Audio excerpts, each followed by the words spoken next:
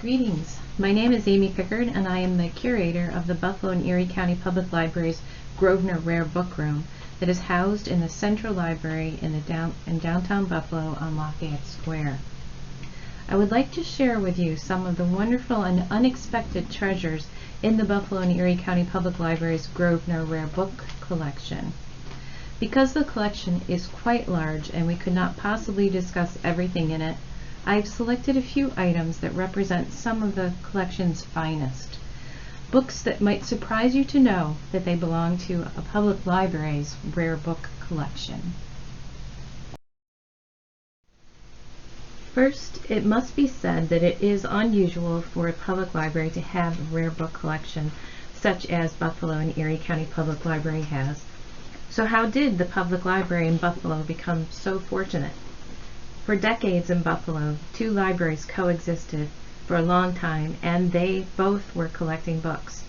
The Young Men's Association, or YMA, was a membership library created to acquire books of permanent or lasting value for its members, and that formed in 1836. It eventually became the Circulating Buffalo Public Library in 1897. In addition to collecting important published works of the time, in 1885, the Buffalo Library had a board member who was appointed curator who also collected manuscripts. James Fraser Gluck, Esquire, often purchased manuscripts for himself and then donated them to the library.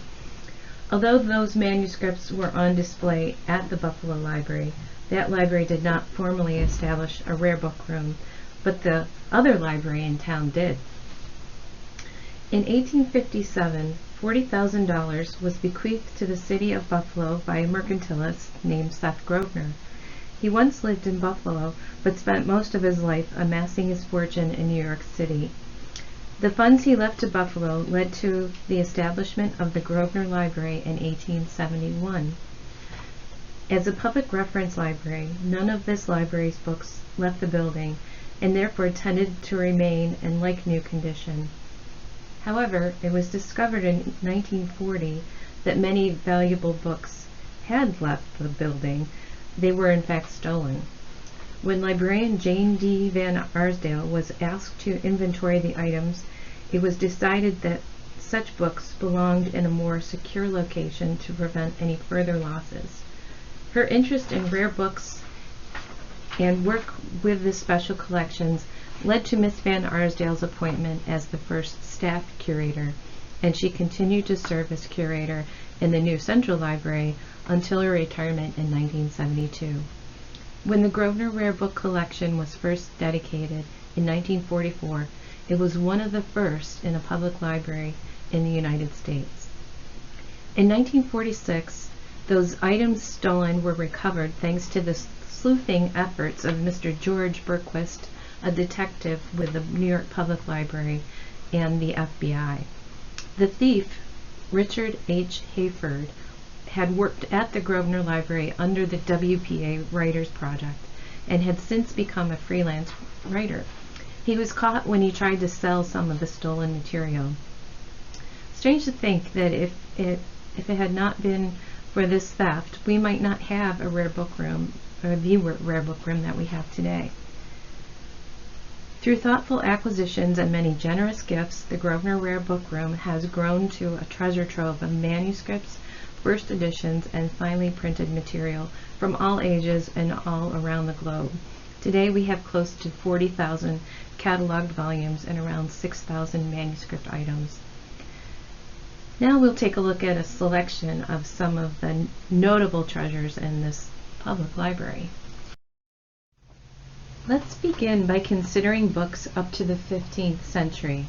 Although we have pre-book or pre-codex examples such as cuneiform and palm leaf manuscripts, we will primarily be focusing on books and manuscripts. This book of hours was purchased and donated by the gentleman I mentioned earlier, James Fraser Gluck, Esquire. He was that Buffalo library curator mentioned in the discussion of the two libraries. This medieval manuscript is hand illuminated with gold and is believed to be from 15th century France. The miniature, that's what they call the illustrations in manuscripts, the miniature illustration that you are looking at is supposed to be St. John. We know this because St. John is symbolically signified by the eagle to his right. He is scribing what must be his gospel.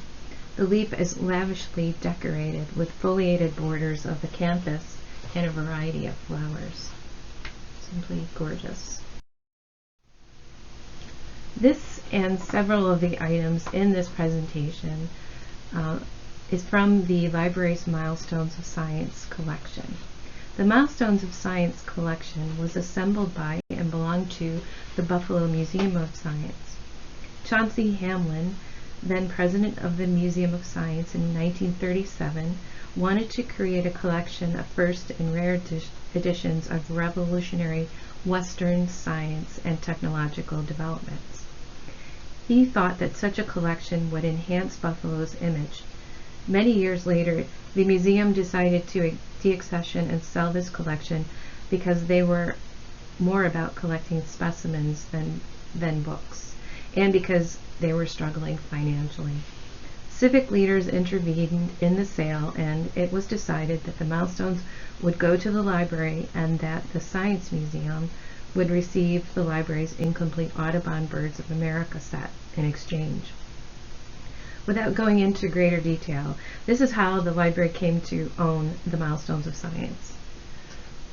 This Gutenberg Bible leaf is taken from the book of Job. The library also has another leaf from Exodus in its fine press collection. Although breaking a book is never okay, some books are so important that a compromised book's leaves are worth collecting, and this is one of those books. The Gutenberg Bible is the earliest example of Western movable type. Its 42-line design in the 2-column format is made to look like the manuscripts that preceded it, and for good reason. The printing press was revolutionary and was considered blasphemous by many because that which was always done by God-created human hands would now be done by a machine. This may be why the page layout adhered to the manuscript style layout, and the initials were hand rubricated by pen or paintbrush,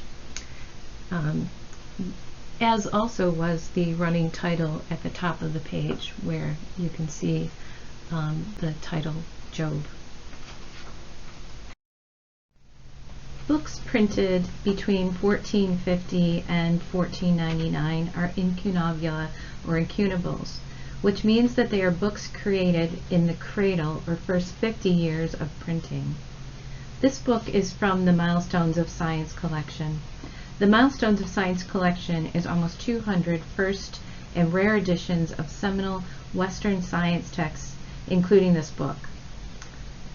This book is printed, yet you can see that it is hand rubricated and illuminated with brilliant gold.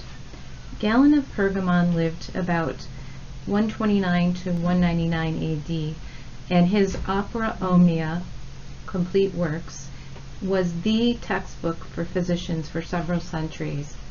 The miniature that you see above the second column of text to the right illustrates a physician in a chair with a layperson patient and an interpreter or an intermediary between them. Another incunable in the collection is the Nuremberg Chronicles. The Nuremberg Chronicles is a history of the world up until the time of its printing.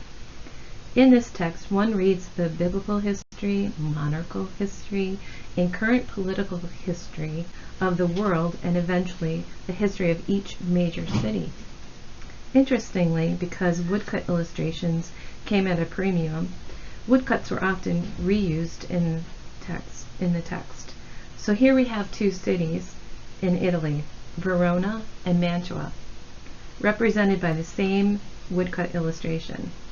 But we must remember that travel wasn't as easy then as it is today, so many looking at this book would not have known which illustration was the better representation of which city.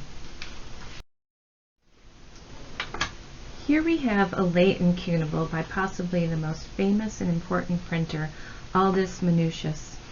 The title, Hypnerotomachia Polyphili, roughly translates to mean the story of love in a dream. And this book is thought to have been written by Francesco Colonna. The book appears at a time when the presses are printing religious works and the classics. This book of erotica, obsessions, dreams, and architecture comes along unlike any others at its time. It is full of cryptic qualities too. The language is an amalgam of Italian and Latin. When the first letters of the chapter are read together, the acrostic message in translation means that Brother Francesco Colonna has greatly loved Palia. As you can see by the marginalia, this book has been read, although it is not uncommon to find marginalia in a book of this time period.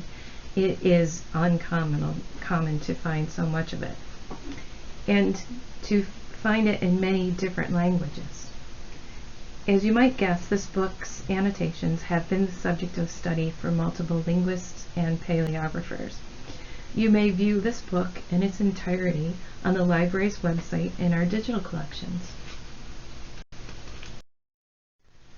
Moving out of the cradle now and into the 1500s.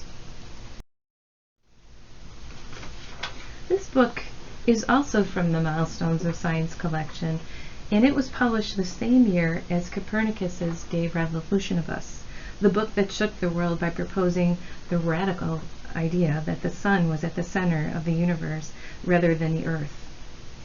Although I could be showing that book in the Milestones collection, I thought you might be interested in seeing the book that finally broke away from the Galenic tradition and ushered in the rational period of medicine.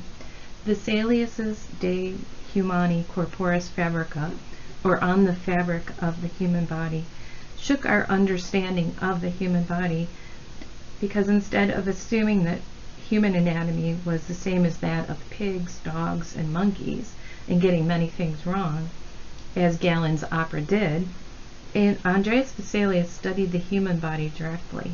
He did not have barbers cutting into bodies. He did it himself.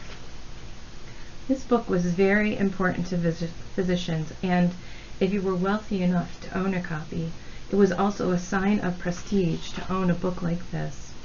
Many of the anatomical woodcut illustrations are replete with a landscape, as you see here. So this book was both a medical textbook and what we might call today a coffee table book. Yes, this is another Milestones of Science book. Flemish cartographer Abraham Ortelius's Theatre of the World contains 112 double-page engraved maps, all beautifully hand-colored. This map of the Americas is framed with rich borders and an almost architectural-looking cartouche. Although this atlas may not be as accurate as those that followed it, the Americas look a little distorted there, don't they? For its time, it was well done, and it is considered the first truly modern atlas. So let's progress now into the 17th century. This is yet another significant work in the Milestones of Science collection. This one is by Johannes Kepler, and it's called the Rodolfing Tables in translation. In this text, Kepler assembles the data to date that places or positions the known planets and planetary bodies over 700 stars.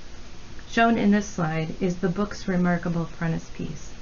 Each pillar and the many tools and symbols pay tribute to the astronomers that made the data possible. Represented in the illustrations are Hipparchus, Ptolemy, Brahe, and Copernicus. Now let us depart from science and consider the library's first folio. The title page reads, Mr. Shakespeare's Comedies, Histories, and tragedies, published according to the true original copies.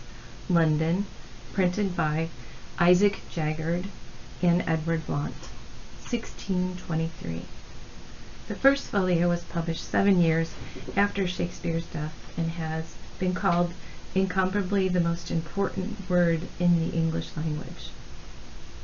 The first folio shows us the plays of William Shakespeare as they were first given to the world. It is not only the first compilation of Shakespeare, but it is also the first English folio devoted exclusively to plays. Ben Jonson's works were published in folio format in 1616. While that work did include plays, it also contained poetry and prose, so Shakespeare has the honor of being the first playwright to have his plays alone published in the prestigious folio or large format. Just a little note here, the copy that the library owns, and I will be talking about how we did acquire it, might be a sophisticated copy. What that means is that the title page illustration may have been taken from a somewhat later or second edition. Some say the list of names of the King's Men represents the greatest English language acting company the world has ever known. Notice there are no women, though. They certainly had some of the finest material ever written to perform, and of course it is hard to imagine a better resident playwright. The first folio is also a loving tribute by the men of Shakespeare's acting company, especially Hemminges and Condell, who led the first folio project to begin with. And it is an homage to the writer who wrote for them and worked with them. In Shakespeare's time, plays were not considered serious literature. The Elizabethans looked upon plays as we look upon screenplays or novelizations today. All parties involved in this project were taking a risk on the folio size of the volume, the 907 pages in length, the textual difficulties, and the copyright issues. 20 of the 36 individual plays appeared earlier in quarto editions.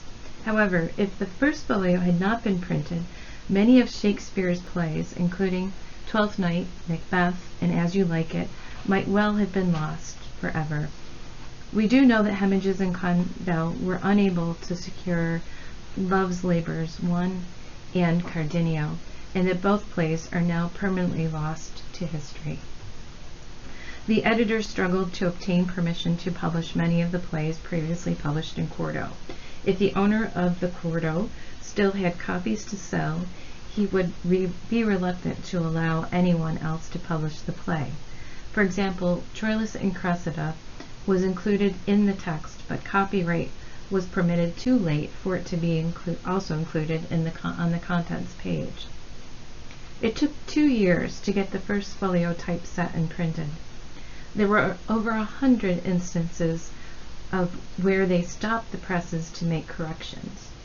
Jaggard, the printer, economized by using an apprentice typesetter who was responsible for many of the errors, particularly in Macbeth. Jaggard also reinserted sheets even after errors were discovered during printing. New sheets were corrected, but the misprinted ones were simply shuffled back into the stack and used. This creates an interesting phenomenon and accounts for the fact that no two copies of the first folio are precisely the same. Colonel Charles Clifton, the president of the Pierce Arrow Company here in Buffalo, formerly owned what became the library's edition of the first folio, but it was not his first folio. In 1919, a New York City book dealer named Gabriel Wells purchased a copy of the first folio on behalf of Clifton. The copy was imperfect, but described in the seller's catalog as probably belonging to Samuel Gilburn, one of the actors in Shakespeare's company. The basis for this claim is rather flimsy. Gilborne's name is written next to where his name is printed in the list of principal actors, as can be seen in the slide image. The original catalog price was $3,000. Henry Clay Folger of the Folger Library in Washington, D.C., ordered the same copy, only to discover it had already been sold. Folger offered to pay the buyer $6,000, double the catalog price, but Clifton refused.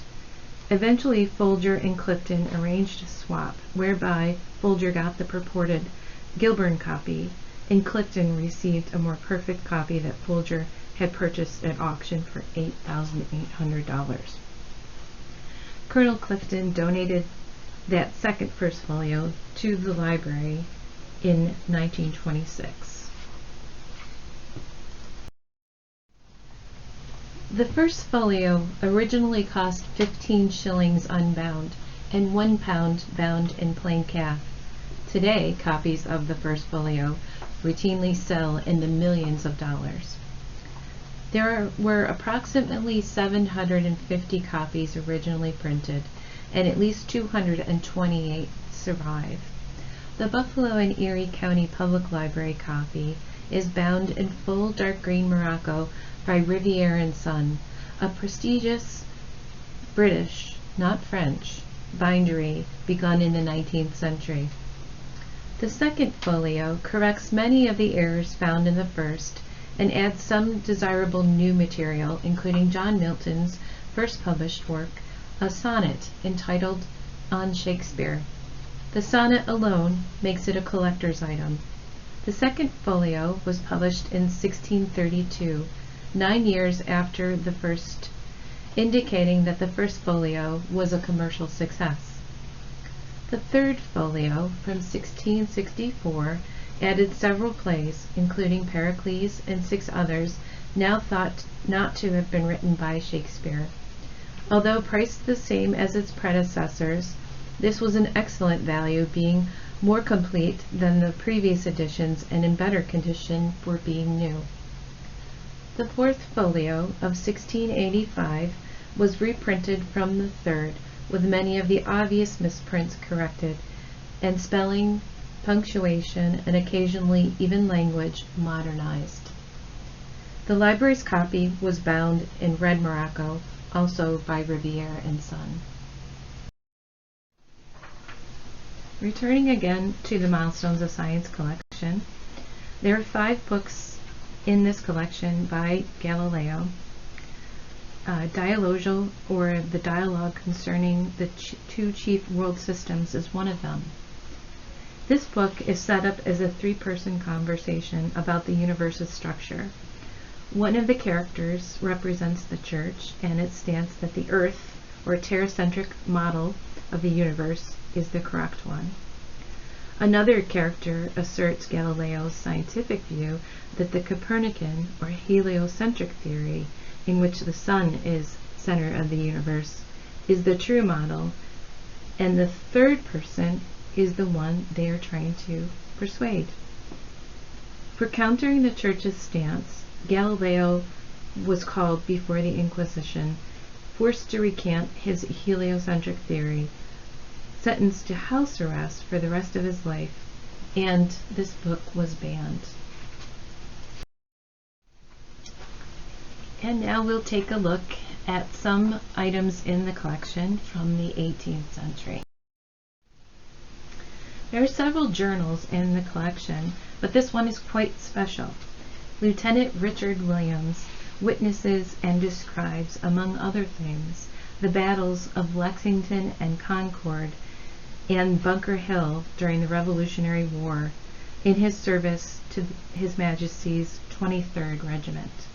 This journal also includes several charming watercolor miniatures done by Williams, as he was a trained and talented artist and map maker.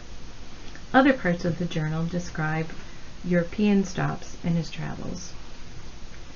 You may also view and read this journal in its entirety on the library's website in our digital collections.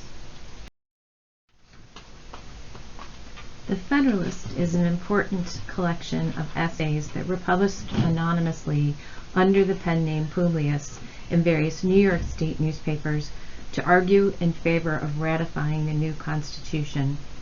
These essays are still consulted whenever constitutional interpretation is necessary. This copy was one of Jefferson's copies given to him by John Jay. In turn, Thomas Jefferson gave it to Dugald Stewart, a Scottish philosopher and mathematician. If we read the inscriptions, it says, "For the Honorable Mr. Jefferson, from his obedient servant John Jay." And then below the line, "Dugald Stewart, a present from Mr. Jefferson."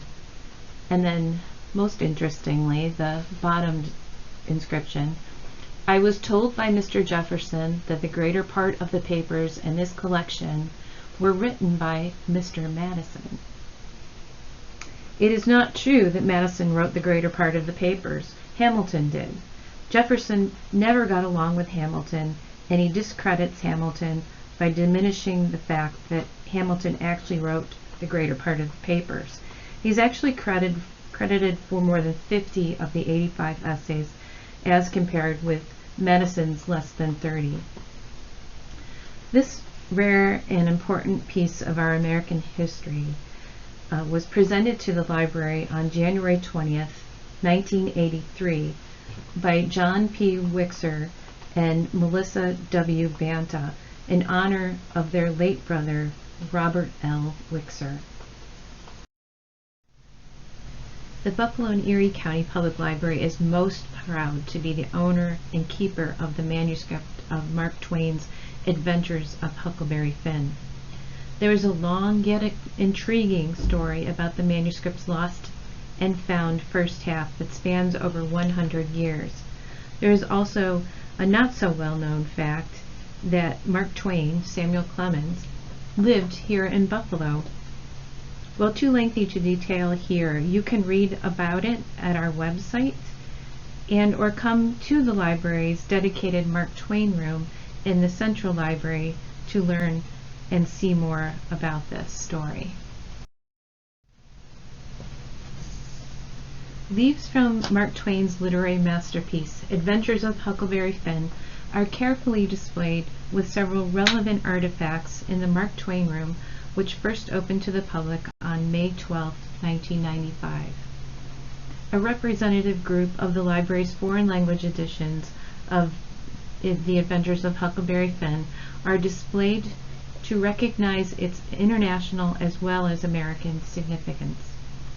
Here you will also find some other first and collectible Twain editions in cases around the room.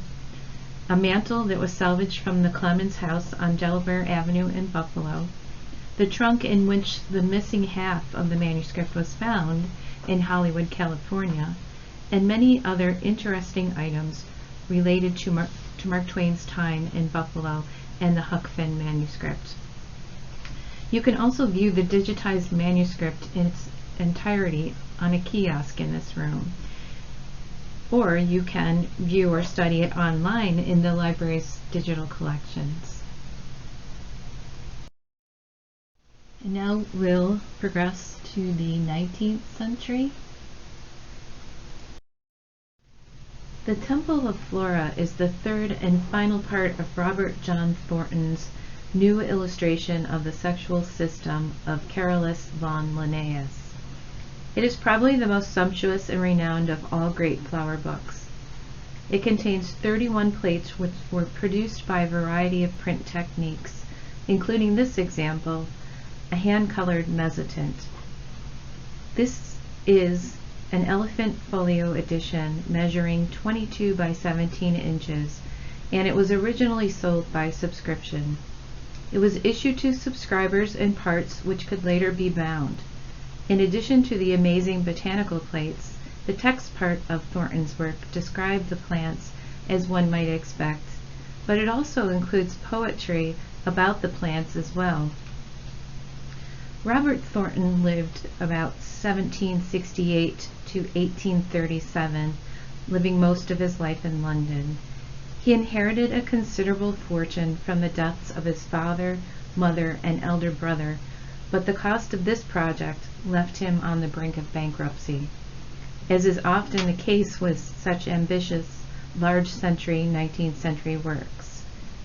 There are some more examples of this theme that we will talk about.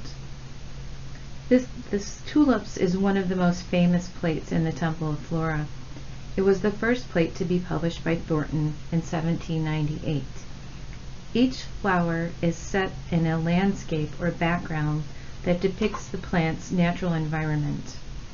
Appropriately, in this plate, we see a Dutch windmill in the background.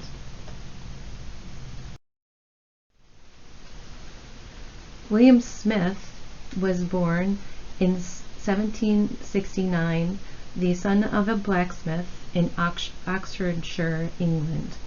He became a surveyor for the digging of canals. In his profession, he observed the repetition in layers of sedimentary rock. He noticed that the strata had a certain order or pattern to its layers. He decided to create a large-scale geology map with color shading to indicate which strata could be found where. It would become the first geologic map, and it came along at a very important time, too, because the map identified coal deposits at a time when coal was the primary fuel for heating. The scale of the map is 5 miles to 1 inch, so the finished size of this entire map of England and Wales is an enormous 6 by 9 feet. It took Smith 14 years to complete the project, and an estimated 400 maps were made to be sold to subscribers. However, the Royal Geological Society plagiarized the map and took credit for it, while discrediting Smith. His subscribers evaporated, and he had no way to pay the huge debts he had amassed in the production of the map. The creation of this map caused William Smith to lose practically everything, and he ended up in debtor's prison. Finally, just 8 years before his life ended in 1839, Smith was awarded the Willistone Medal, which is akin to a Nobel Prize for geology. In 1839, the Geological Society of London gave him the prize for his achievements in geology, and in 1832, King William IV awarded him with a yearly pension. A little bit of credit, long overdue. One of the more significant treasures in the Buffalo and Erie County Central Public Library is John James Audubon's Birds of America. It's probably the most recognizable, too. Certainly difficult to miss because of its size. Each plate is approximately 2 by 3 feet. The famous 19th century set of 4 double elephant folio volumes features brilliantly hand-colored plates of American birds, such as this one of the great auk, an example of one of the birds now extinct. John James Audubon was born in Haiti in 1785. He was the son of a French sea captain and a chambermaid. His father brought him back to France for his education and upbringing until, as a young man, he left for America to avoid conscription in Napoleon's army. On his father's farm in Pennsylvania, he met, married, and began his own family with Lucy Bakewell. Although Audubon had a family to support, he failed at every business endeavor he attempted and was even jailed for debts. It wasn't until he was in his early 40s that he undertook the Birds of America project with Lucy's blessing and full support. Ambitiously, he resolved to paint every bird in North America. He traveled to England in 1826, where he hired William H. Lazars and then Robert Havell to engrave his paintings. Lazars engraved and printed the first 10 prints. Robert Havell and Son took over in September 1827. Robert Havell Jr. saw the folio through to completion after his father died in 1832. Audubon painted, lectured, held exhibitions, and sold subscriptions to the Birds of America to to pay Havel and his landlord. He actually traveled extensively to sell subscriptions and to find more birds to paint. To ensure the success of his Birds of America, he oversaw the engraving, printing, and coloring of the prints. The plates were sold by subscription and were originally issued to subscribers in parts, 1 large, 2 medium, and 2 small. These large or elephant folio plates, double elephant folio plates, were collected into 4 volumes, each one weighing approximately 50 pounds. The library set is one of less than 150 complete sets in existence today. Each elephant folio page measures 2 by 3 feet because Audubon sought to portray all the birds in their actual or life size. There are 1,065 birds in all in the work. This American flamingo is one example of a bird bent down or contorted to fit onto the page. One has to think it's lucky Audubon chose American birds rather than Australian birds, for it would be rather difficult to produce a life-size ostrich on a 2 by 3 foot page, wouldn't it? The engraving, printing, and hand coloring is, of course, a multi-step process.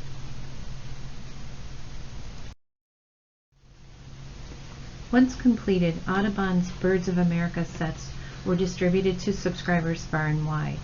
The Buffalo Public Library was one of the original subscribers, but it did not complete its whole subscription. This resulted in an incomplete set.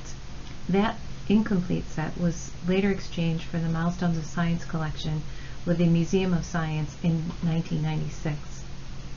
That exchange was possible because the library also owned a complete set of Audubon birds. The set now held by this library was first acquired in 1897 by Charles Howard Williams. His daughter, Mrs. Frederick L. Pratt, presented all 4 volumes to the Grosvenor Library in 1931, and it became part of the Buffalo and Erie County Public Library's rare book collection when the Grosvenor Library merged with the Buffalo Public Library. The library displayed the bound plates for many years, turning 1 plate each week, presenting all 4 volumes in an 8-year span of time. However, small tears from that handling and past non-archival plate repairs required that significant conservation be done to the set. Well-vetted professional paper conservators repaired and disbound all of the plates of each volume, thereby restoring it to its original issue format. This also allows for better display of multiple plates, meaning that multiple plates can be displayed at one time. Although Birds of America is known as Audubon's magnum opus, enough achievement for one lifetime really, he had begun paintings for another large-scale project before the birds was finished. The Viviparous Quadrupeds of North America, 1845 to 1849, was a collaboration with his friend Reverend John Rockman of Charleston, South Carolina, his sons John Woodhouse and Victor Gifford Audubon, and Lucy, his wife. Unlike Audubon's double elephant folio Birds of America, which was printed in London, the elephant folio Quadrupeds was produced entirely in the United States. Originally published in 30 parts, each containing 5 plates, the Quadrupeds was the largest color plate book produced in America in the 19th century, and a fitting monument to Audubon's genius. Both the Buffalo Public Library and the Grosvenor Library owned sets of the quadrupeds. The finer of the two, the Buffalo Public Library set, was conserved recently.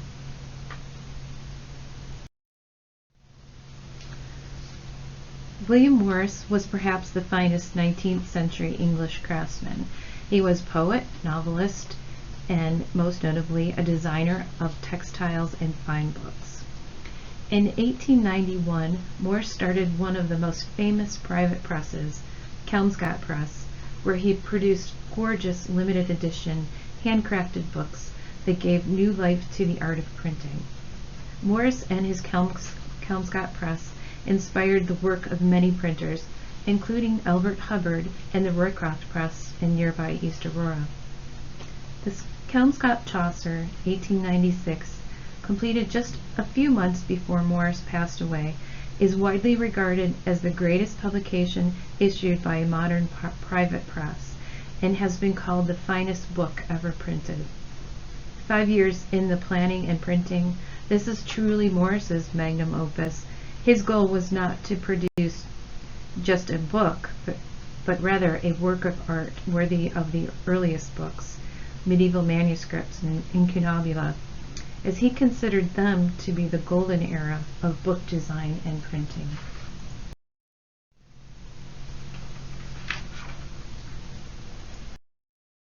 And here's yet another fine press example. T.J. Cobden Sanderson founded the Doves Press in 1900, the most distinguished follower of the Kelmscott Press. Well, he did admire William Morris. He did not care for the excessive decoration and Gothic type found in the work of the Kelmscott Press. Emery Walker, who had previously worked with Morris, was Cobden Sanderson's business partner. The Doves English Bible is published in 5 volumes from 1903 to 1905. It is generally regarded as the masterpiece of the Doves Press. Each volume has hand-lettered initials and showcases a beautiful union of outstanding calligraphy and typography. The dramatic page-length eye is iconic in the fine press world. The rear bookroom copy is also bound in full leather by the Doves Bindery. Turning now to a famous and important photographic work, Edward S. Curtis, his portrait shown at left, took close to 30 years photographing and compiling documentation of the steadily diminishing Native American culture in western United States and Alaska. Curtis's North American Indians is comprised of 20 text volumes and 20 portfolios, measuring 18 by 22. The sepia tone photographic plates were published between 1907 and 1930. The photos record tribal practices, traditions, and daily life. They include basket making, clay vessels, games, and ceremonial rites. In the over 500 photos included in this work are many stunning portraits of people, usually dressed in their tribe's traditional garb, such as Bear's Belly here from the Arikara tribe. The Arikara were primarily located in the Dakotas.